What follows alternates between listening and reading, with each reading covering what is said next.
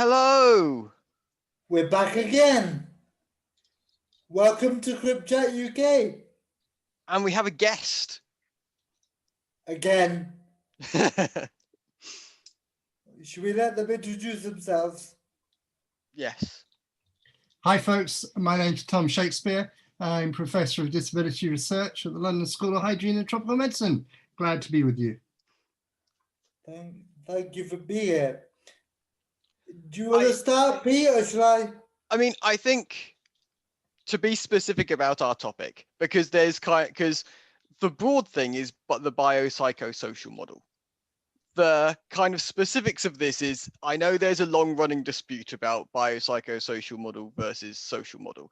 This is not really what we'll be talking about at all today, because I was quite interested on some of our research, because quite a lot of it was kind of the diversity within the biopsychosocial model and the applications of it. So the fact that it's already being applied is kind of what and the kind of discussions within the biopsychosocial model about how it should be applied, how it is being applied in various contexts, and kind of the politics of that is kind of, I think, more where we're going than kind of discussions between two different models. So I thought that Tom Shakespeare knew infinitely more, and I was also fascinated by the fact that the Wikipedia was incredibly bad at it. It's very hard to find information on this, and so yes, that's kind of what I thought we'd be talking about today.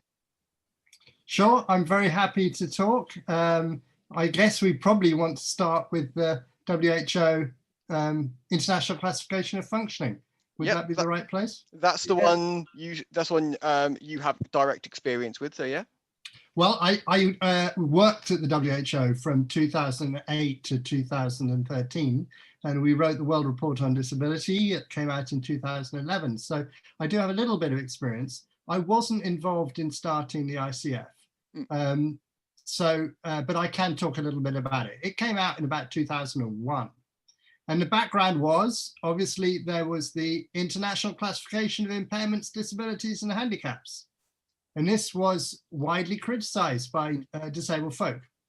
I should say that ICIDH, if you don't mind me calling it, was itself an attempt to get more social factors into the understanding of disability.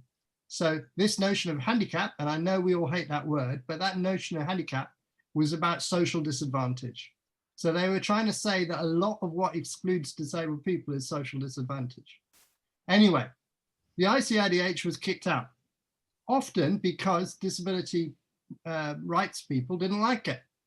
And so with a lot of consultation, they came up with the International Classification of Functioning Disabilities and Health.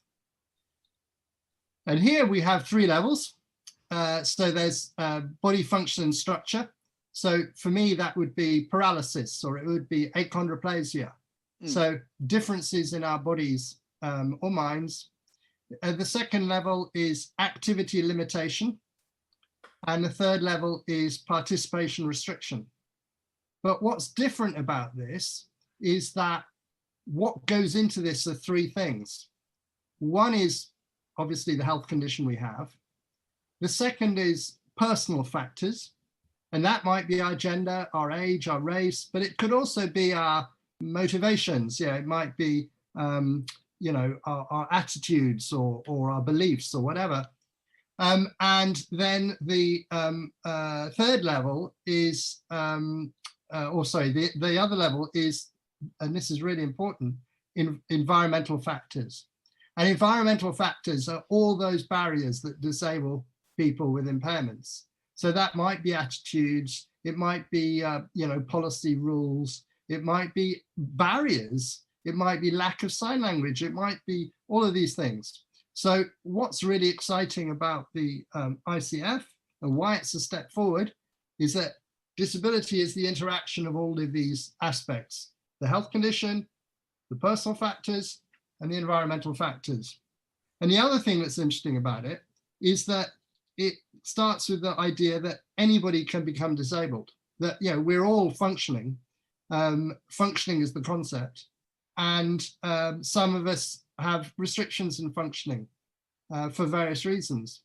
Others might not at the moment, but might have temporarily or permanently as they go through life. And I think that's a helpful approach. It's not saying everybody is disabled. It's not saying that at all. It's saying everybody is, whatever you would call it, at risk of becoming disabled. And disability, it could be within this, disability could be all of it, or it could be an aspect of it. But it's the negative aspect. It's the decrement in functioning. That's the language used, the decrement in functioning, because disability in this approach is something basically that restricts us. And there's lots of reasons why we might be worried about the ICF, but one might, or at least not worried, but might have a slightly different take on it. And one might be that we think a particular impairment actually has an advantage. And that's not, you can't get that, that's a dimension that's missing. I mean, could you just tell us again what the acronym stands for? Sorry. Yes, it stands for the International Classification of Functioning, Disability and Health. Yeah, okay. So I call it the ICF, but that's really an abbreviation. Yeah. I mean, I suppose, first off,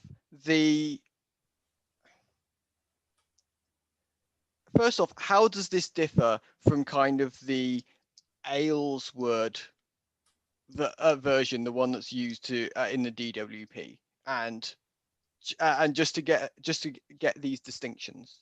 Right. So the ICF is basically, it's a classification, it's a description. It doesn't have any what we would call normative content. So it's not trying to make any point. It's just saying this seems to be a good way of classifying the diversity of disability experience. What Mansell Aylward did, as far as I know, is he worked with what was the DWP, and he was concerned that there was an increase in the number of people claiming what was then incapacity benefit, what became employment support allowance. And he picked up on the idea by Gordon Waddell, that Gordon Waddell had studied back pain, lower back pain.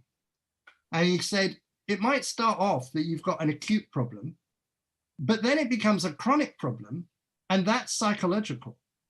That a lot of what restricts people with chronic back pain is a sort of psychological feeling that they can't do things.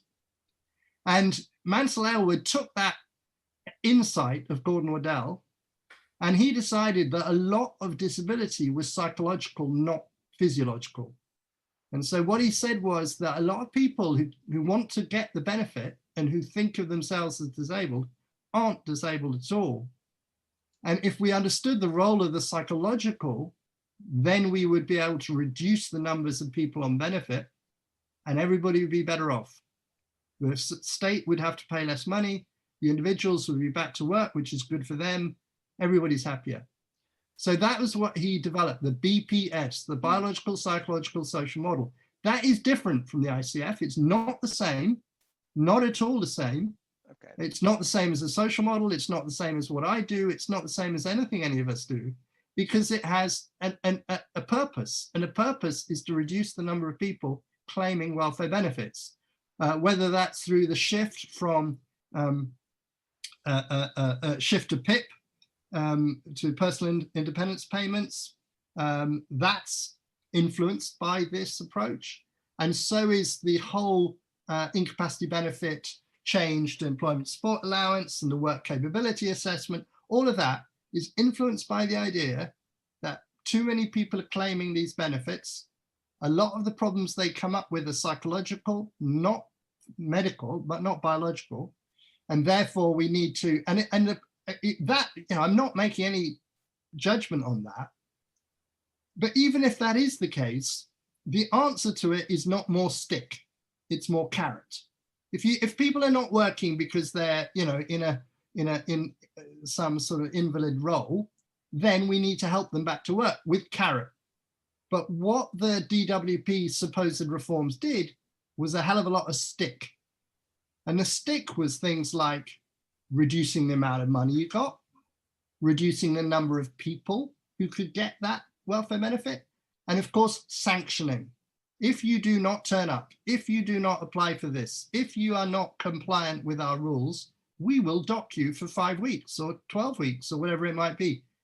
And it seems to be, the evidence seems to be, and it's not surprising, that sanctioning does not work. It merely punishes people who are already poor and makes them, more poor. It doesn't make them suddenly spring into productive life. And is a major cause of people using food banks. Yeah, it's a cause of poverty. None of us. I'm of course I'm against this. And every disability. I've never met a disability researcher who's in favour of this. So it doesn't really matter whether you promote the social model or the ICF or you take my approach. None of us are in favour of this. So those. But what's quite interesting is Mansell Elwood says that they were influenced by the ICF, but there is a big difference between them. I mean, I was just curious in terms of just two things. First off, we have an international audience, and the DWP, for the record, is basically benefits. So what we're talking about, work and pensions. Yes. So what we're talking about with all this is there's a massive reform. 2000 in the 2010s, 2008, 2010, that sort of period. I mean, some of the reforms started by New Labour, and then it was continued by and put into big operation by the Conservative coalition.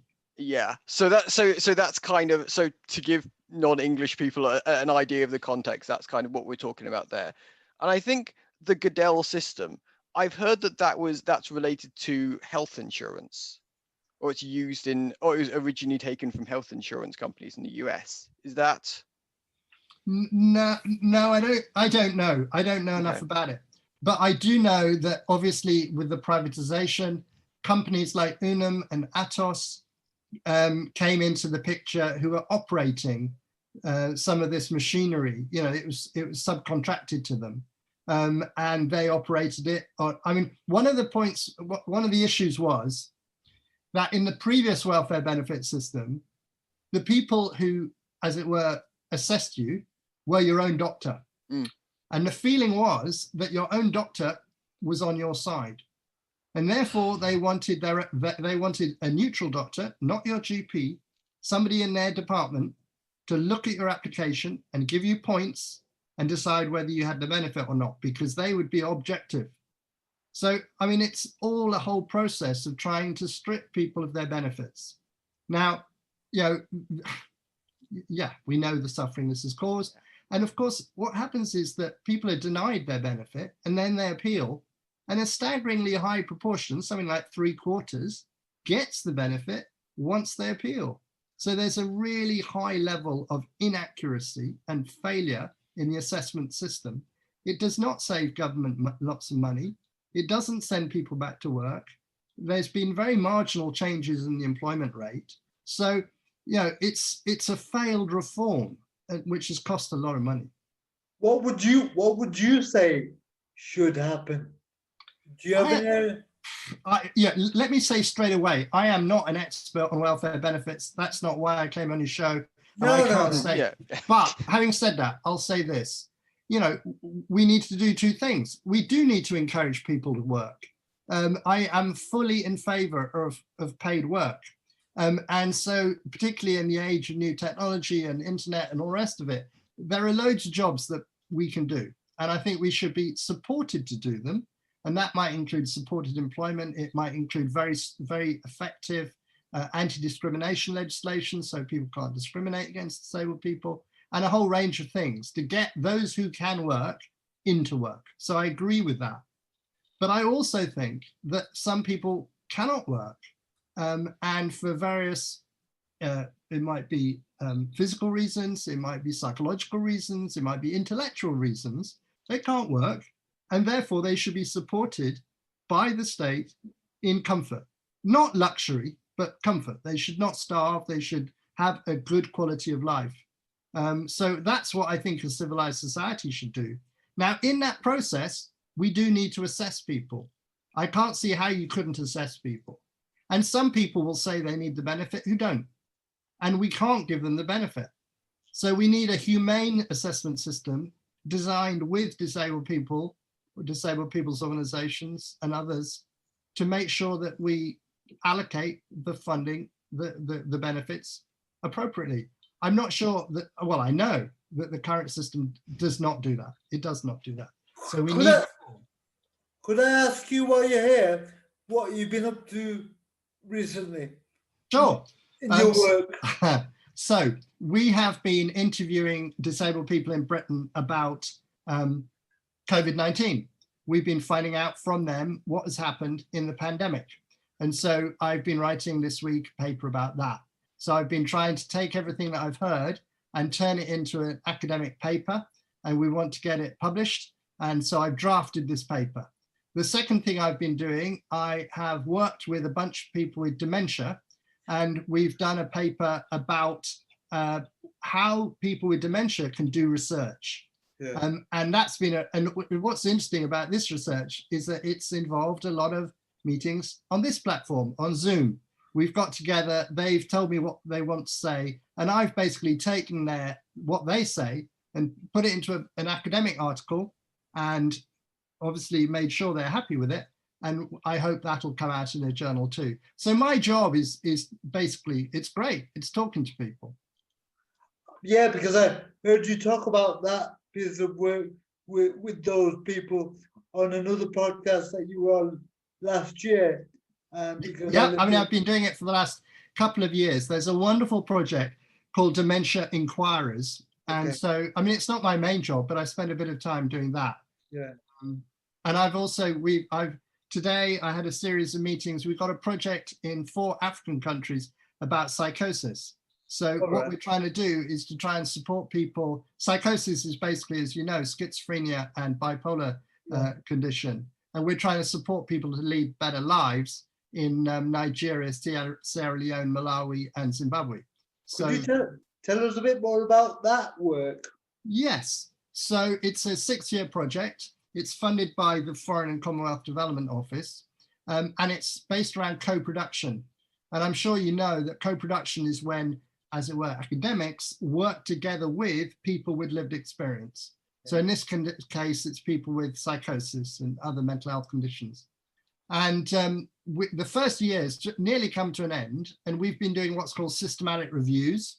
And systematic review basically is where you find all the research on a subject, and you make sure you get the best stuff, and you find out what it says. And you say, we've read it all, this is what we should do. So we've been doing systematic reviews about psychosis in Africa, about something called community-based rehabilitation, CBR, and about co-production. You know about co-production, you obviously know a little bit about psychosis. CBR, community-based rehabilitation, is also called community-based inclusive development. And it's the idea that in order to help people with disability, the answer is not to give them more medical treatment, it's to improve their living conditions, enable them to get jobs, make sure they're included in communities. Basically, you know, don't change them, change the world. It's a pretty ambitious prospect, but we're trying to make things better with and for people with psychosis in Africa. You actually setting up like programs and stuff, or are you just doing the academic research? We're doing academic research with people to find out what works. And we're doing what's called a randomized clinical trial, RCT. So this having tested it all and having put together our package, the idea is that we will deliver it with partners. It will be delivered. And then we will say, does this work better than what people get at the moment? And if it does work better, we will know it's better through a scientific process of assessment, and we will tell everybody that it's a good way to go. But we don't know yet that it's better. So yeah, we might spend a lot of time, develop a model, test it out, find it's no better than what we have at the moment. In which case we'll throw up our hands, we'll say, sorry, this didn't work. But even if it didn't work, that does tell us a little bit. It tells us what to try next time, i.e. not this. I'm assuming that you've been out there in that region and yes, yourself what life is like. And Yes, I have. I've been to, for example, Sierra Leone. I've been to Malawi. I haven't been to Zimbabwe and Nigeria. I've spent time in Uganda and Kenya and Mozambique and South Africa. As I say, Sierra Leone. I'm trying to remember where else I've been. But you know, a lot of Southern Africa and Eastern and Western Africa. It's a tremendous privilege to be involved in this work. And I've got really good collaborators, for example, in Uganda.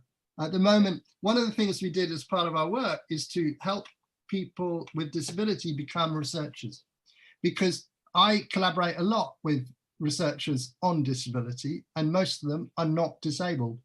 And we have funded 3 PhD studentships, one in Zambia, one in Uganda, and one in Kenya. And they're all being done by disabled people. So for example, I support Florence in Uganda. I'm one of her supervisors. She's blind. She's really good. And I think we've got Queenie in Zambia, and we got David in Kenya. And each of us support another of these students. And our aim in 3 years is that they have a good PhD and they get jobs as academics with disability doing the next, because we want to sort of put ourselves out of work, because it's, we shouldn't have white northern people doing research in the global south. Or rather, if we do, it has to be collaborative. It can't be us leading. And so what we're trying to do is to support both in mental health, but also in disability, to support the next generation of researchers who can do it without us, or maybe do it with us as collaborators. And I really hope it works. What have you kind of come across in your work while you've been over in those places in terms of like disability infrastructure? And, there isn't any disability infrastructure. It's really hard, because obviously these are very poor countries. A project that I did and finished was about successful people with disability in Global South. And I was really anxious, because when you read stuff, it sounds as if all Africans with disability are beggars, are starving, need our help. But at the same time, through WHO and other platforms, I had interacted with really empowered disabled people from Africa. So I knew that they weren't all in a bad way.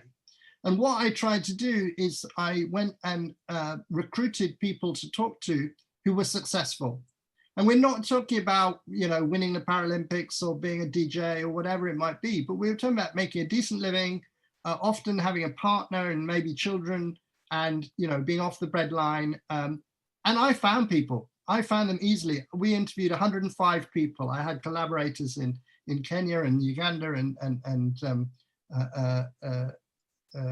Zambia. And they were doing a whole lot of different stuff. I found civil servants, I found a lawyer, I found teachers, I found beekeepers, I found farmers, I found shopkeepers, a whole range of people. Many of them were saying things to me like, I was the first person to go to school in my family.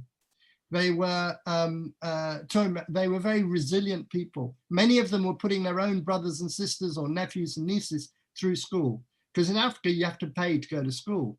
And they were helping they were saying, I was the first to go to university, but I'm trying to help other people follow me. Sometimes even people that were not related to them, who'd maybe been AIDS orphans or whatever it might be. So I absolutely loved talking to people I remember talking to one guy, and it was in Lusaka in Zambia.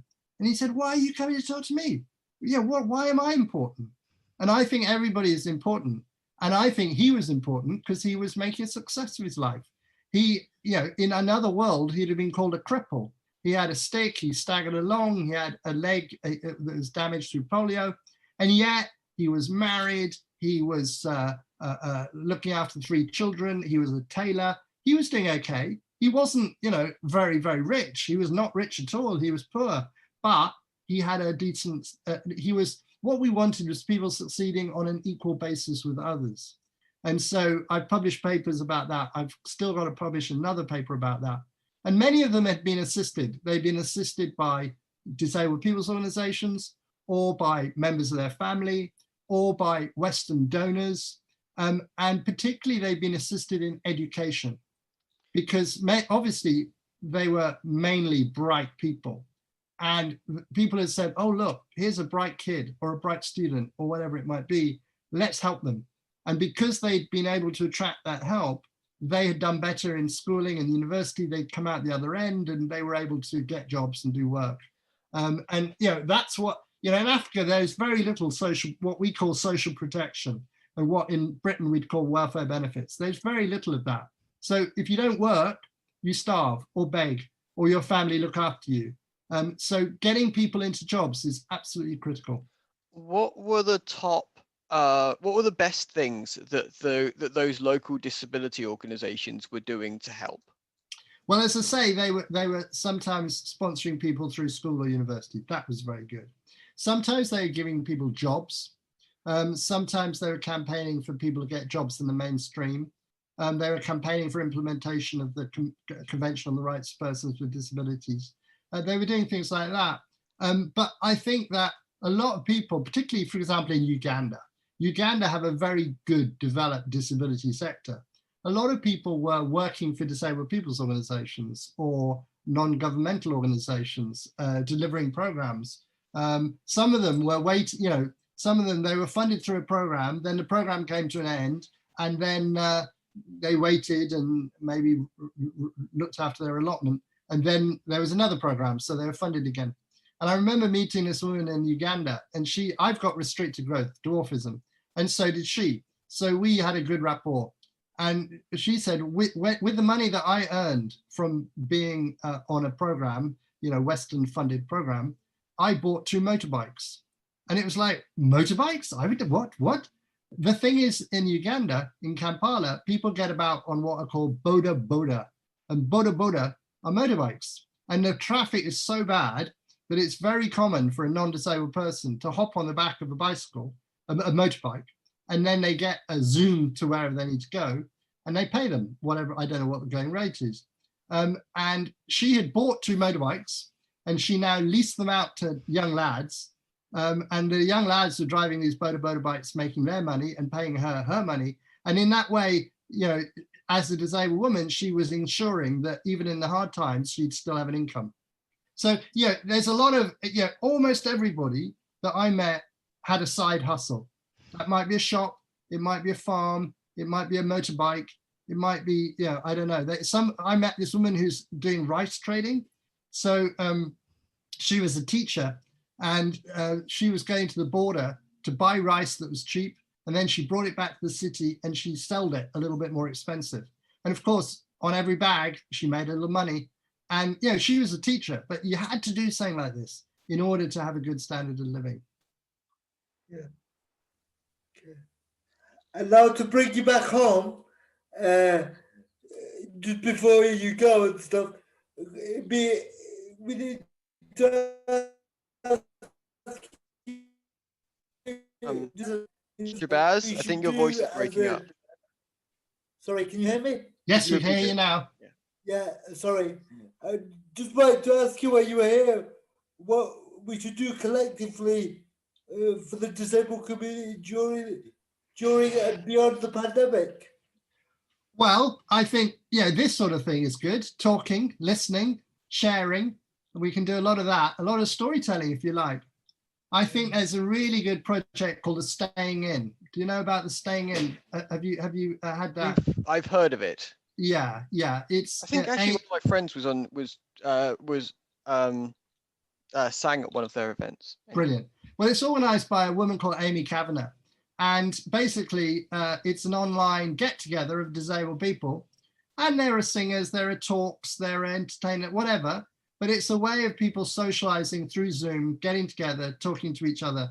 And I think there are some good things in lockdown. And one of them is, as long as you've got a computer, the access barriers are reduced. And Amy has got sign language interpretation and real-time transcription, all the rest of it. So as I understand it, everybody can access what they offer. And those sorts of things and those ways of accessing, we can go to, we can go to museums, we can listen to concerts, we can see films. And for many people, this is a tragic time, but there are things we can do together. And one of the things in our research is talking about building back better. And I know that that's a slogan, a cliche, but, you know, disabled people have been an afterthought in this pandemic. We have not been considered. And we need to articulate very strongly that we need to be considered. We are 15% or 20% of society. We contribute a huge amount, and we need to be heard. So I hope that this changes, but it will only change if we all join together to make that argument. Yeah, because I, like you, always want to talk to the disabled community, but I also want to talk beyond the disabled community as well. And I've heard you say that often. Yes. Often enough as well. You know? We can't be inward looking. We have to be outward looking. And yeah, we all know people, we all work with people. We don't necessarily all speak to, I don't know, government ministers or whatever, but we have a profile and we can connect. And I'm very lucky. I do radio talks and stuff like that. And I try to talk about independent living. I try to talk about, I don't know, what I learned from people with dementia. I try to talk about all these things. Not all the time. I don't want to be typecast as Dr. Disability, but I do want to use my platform to support my people. And one of the ways is to say, you know, I'm just like you. And the other way is to say, I have a platform and I want you to listen to me while I share the stories. It might be disabled people from Africa. It might be, you know, personal assistance. It might be anything. But we need to get those stories across. What are the top 3 things you would like society as a whole to adopt from kind of lockdown, beyond lockdown? Right. I think one of them is to understand that accessing virtually has to be a right. You know, we have to continue to be able to do this, whether that's going to church or going to university or whatever. This needs to be a part of it.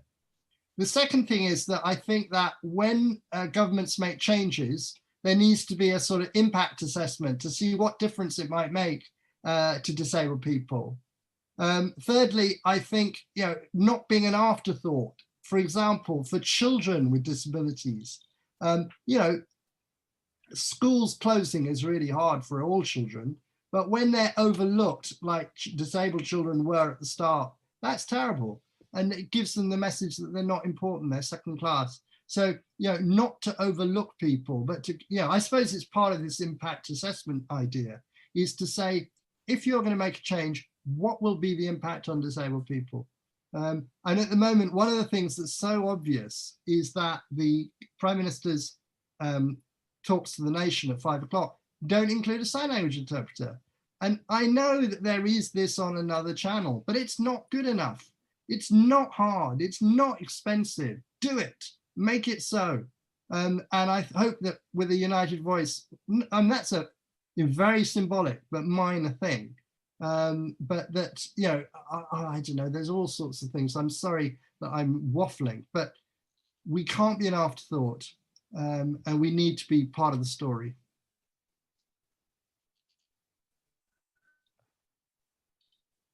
The values of independent living and make sure they're realised for everyone. Yes. And, you know, one of the tragic things is that PPE was available, you know, in hospitals, rightly. But what about independent living? What about personal assistance? Complete afterthought. You know, and then suddenly, oh yeah, care homes. Yeah, we've remembered those now that lots of people have died tragically. We'll make sure they have PPE. What about home care? What about direct, you know, people on direct payments who have personal assistance? Forgotten. So, you know, I think that people like Independent Living Alternatives or Equal Lives, my old organization in Norfolk, have played a blinder. They've been good. Glasgow Disability Alliance, been really good. But why was it not thought about? Why has it been, you know, where have they been all this time? Why do you think that is? Do you just think do you think it was just an oversight, or do you think it was more sinister than that? I don't think it was sinister. I think it's a cock up. I think it's just a failure to think. Okay. And it's a bit like not having a sign language interpreter. It's just not thinking.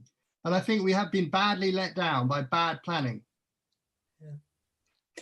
Because we could potentially have more pandemics in the future. We will. It's not could. We will, I'm afraid. You know, partly to do with the climate emergency. There's less food. People are eating, I don't know, bushmeat or whatever. You know, we've had SARS, we've had MERS, we had H1N1, and now we've got COVID. COVID's a terrible, terrible disease, but there will be others. So we need to get this right, because otherwise, and of course, the big thing coming down the track is a global climate emergency, and you know that will screw everything. So this is a dry run, if you like, a rehearsal, but we've got to sort this. And not to forget Brexit. Oh, don't remind me. I'm so glad we haven't talked about that. But yeah, no, it's really difficult. And yeah, I have catheters. I need catheters every day. I have pills. I need pills every day. And any of us reliant on these sorts of supplies is going, hang on a minute, I'm not allowed a stockpile, but blooming heck, I want extra of these. Yeah. Is there anything you want to ask Pete before we go? Oh yeah. Have you heard anything about the mechanical parts for wheelchairs? Be more specific. I've had a wheelchair assessment, and I'm hoping to get my new wheelchair in a few weeks' time. But I haven't. What do you? But around Brexit, like in some ways, medication has been a specific topic. In some ways, like food and various others have been specific topics. I'm not sure whether like things like spare parts for wheelchairs is on that kind of level where they've been thinking about it. And I'm just like, and honestly, no one seems to know about whether that's right. I can put you in touch with a group who are looking at what's called assistive technology. And assistive technology would include wheelchairs, prosthetics, orthotics, you know, all of those gadgets that are not medicines, but that many of us need to survive and to function. And there's an idea of creating an essential list. These are, it could be hearing aids for that matter. Yeah. These are the essential things that we need in order to function. And so I can put you in touch with those people, and it needs to involve people who use these aids. Otherwise, they'll get it wrong. So there is an effort, and it's my colleague, Chapel Kasnabis at WHO, who's trying to get this instituted so that all countries will provide these basics. Okay. Cool. Right. Well, thank you then. Thank you. Right. It's been a delight. Thank you very much. I hope it's helpful to people who are listening. Right. See you. Okay. See you, everyone. Bye. Take care.